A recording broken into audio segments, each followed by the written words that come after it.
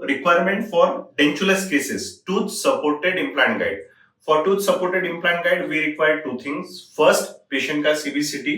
Second, patient का scan data. Now, patient के मुंह में एटलीस्ट 3 दांत बिना पीएफएम कैप या बिना कैप के होने चाहिए. अगर पेशेंट के मुंह में फुल मुंह में कैप्स है तो आप सीबीसीटी नहीं ले सकते. आपको कैप निकाल के आप करोगे तो आपको एक्यूरेसी ज्यादा आएगी.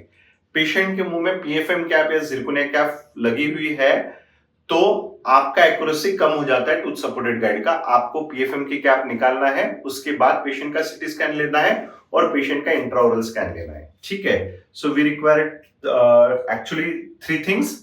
फर्स्ट, पेशेंट का सीबीसीटी डाटा. सेकंड, पेशेंट का इंट्राओरल स्कैन डाटा.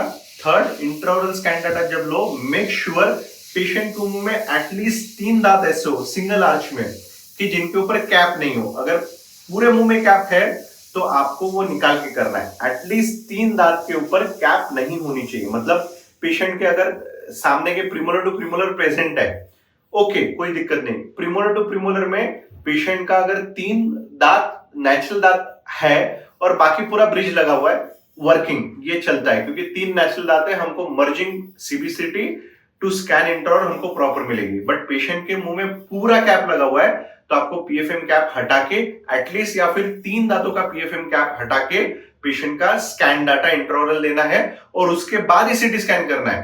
पहले सीटी स्कैन नहीं करना है. आपको पीएफएम कैप निकाल के बाद में सीटी स्कैन करना है. ठीक है.